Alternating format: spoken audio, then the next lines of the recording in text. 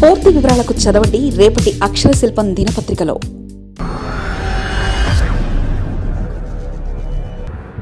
Tax దేశంలో పన్నుల మోత 98% పన్నులతోనే దేశ ఆదాయం. మొత్తం బానిసలుగా మారుతున్న భారతీయులు, దేశంలో ప్రభుత్వం కోసం పనిచేస్తున్న భారతీయులు, ఆదాయపు పన్ను చట్టాల వల్ల మళ్ళీ అంధకారం. ట్యాక్స్ ప్రస్తుతం దేశం మొత్తం మీద ఇదే ఉంది. దేశంలోని అన్ని రాష్ట్రాల్లో కూడా ఆదాయ పన్ను మీద వస్తున్న ఆదాయమే భారతదేశానికి ఒక రకంగా కాపాడుతుందట. ఒక రకంగా చెప్పాలంటే సామాన్యుని బాగా పీల్చిపిప్పి చేసి దేశ సర్కారు మొత్తం బతికేస్తుంది.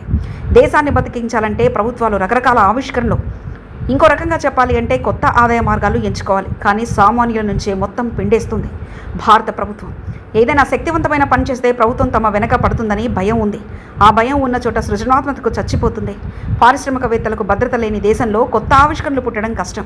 ప్రస్తుతం భారతీయ ఆదాయ పన్ను చట్టాల వల్ల మళ్ళీ ఇందిరాగాంధీ కాలం నాటి పన్నుల స్థాయికి చేరుకుంటున్నాం. 98% పన్నులున్న కాలంలో ప్రజలు ప్రభుత్వానికి బానిసలుగా మారారు. ఆర్థిక వ్యవస్థను కుంటుపడేలా చేసింది. ఇప్పుడు జీఎస్టీ, ఆదాయ పన్ను, కార్పొరేషన్ పన్ను కలిపి చూస్తే సామాన్యుడిపై, వ్యాపారులపై భారం మొయ్యలేనంతగా ఉంది. గోధుమలు, మొబైల్ ఫోన్లు, ఇంకా దేనికైనా సరే 10% ఒక రేటు, ఫ్లాట్ రేటు పన్ను ఉండాలి. పన్ను రేటు భిన్నంగా ఉండడం వల్లే వర్గీకరణ వివాదాలు వస్తున్నాయి. దీనివల్ల వ్యాపారవేత్తలు ప్రభుత్వంతో అనవసరమైన లైసెన్స్ రాజా యుద్ధం చేయాల్సి వస్తుంది. 1991 నుంచి 2011 వరకు భారతదేశం సాధించిన వృద్ధికి పావు బీజం కారణం కాదు. ఇది ప్రైవేటు రంగాన్ని ప్రోత్సహించడం వల్లే జరిగింది. భారతదేశంలో పన్నులు తగ్గాలి, వ్యాపార స్వేచ్ఛ పెరగాలి. ఆర్థిక శాస్త్రంలో లాఫర్ కర్వా అనేది పన్ను రేట్లకు ప్రభుత్వ ఆదాయానికి మధ్య గల సంబంధాన్ని వివరిస్తుంది.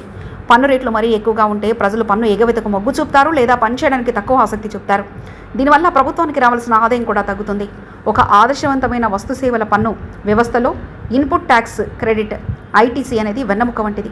మనం కొన్న ముడిసరుకుపై చెల్లించిన పన్నును అమ్మే వస్తువులపై చెల్లించే పన్ను నుంచి మినహాయించుకోవడం దీని ముఖ్య ఉద్దేశం. కానీ ప్రభుత్వం ఆ మినహాయింపును నిలిపివేస్తున్నప్పుడు అది పన్నుపై పన్నుకు దారితీస్తుంది.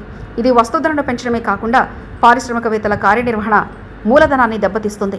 పన్ను స్లాబులు పెరిగే కొద్దీ ట్యాక్స్ ఆర్బిట్రేజా పెరుగుతుంది. అంటే పన్ను ఆదా కోసం ప్రజలు అడ్డదారులు వెతకడం. 10% ఫ్లాట్ బాక్స్ వల్ల ప్రభుత్వానికి పన్ను వసూలు చేసే భారం తగ్గుతుంది.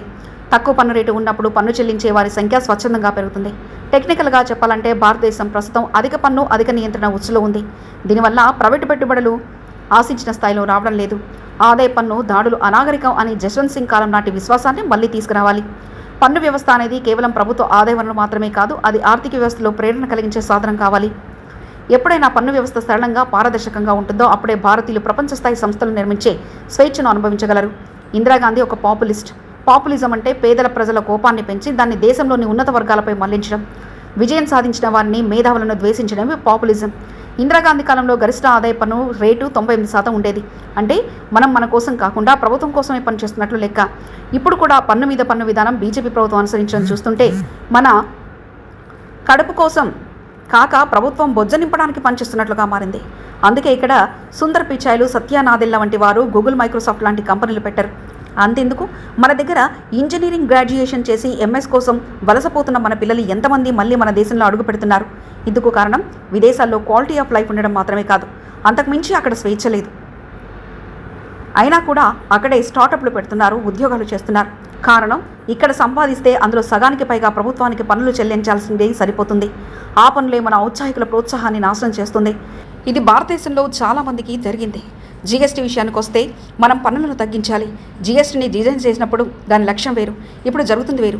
ఇది పాత తరహా ఎక్సైజ్ పన్నులా తయారైంది. జస్వంత్ సింగ్ ఆర్థిక మంత్రిగా ఉన్నప్పుడు ఆదాయ పన్ను దాడులు అనాగరికమన్నారు. ఆ కాలంలో దాడులు ఆగిపోయాయి. దేశంలో నమ్మకం పెరిగింది. 1991 నుంచి 2011 వరకు భారతదేశం అద్భుతమైన వృద్ధిని సాధించింది. పన్నులు వసూలు చేయడం కోసం అనేక నిబంధనలు విధించడం వల్ల దాన్ని ఎగ్గొట్టే ప్రయత్నాలు కూడా అలాగే చేస్తున్నారు. ఎందుకంటే చేసే వ్యాపారం, తీసుకునే జీతం ప్రభుత్వానికి పోషించడానికి కాదన్నది ఇక్కడ మౌలిక ప్రశ్న. ఎప్పుడైతే సగటు వ్యాపారాన్ని పన్ను ఎగ్గొట్టే మోసగారుగా చూస్తున్నారో అప్పుడే ఇక్కడ పెట్టుబడులు లేకుండా పోతున్నాయి. మరిన్ని కథనాల కోసం సబ్స్క్రైబ్ చేసుకోండి మీ అక్షర శిల్పం.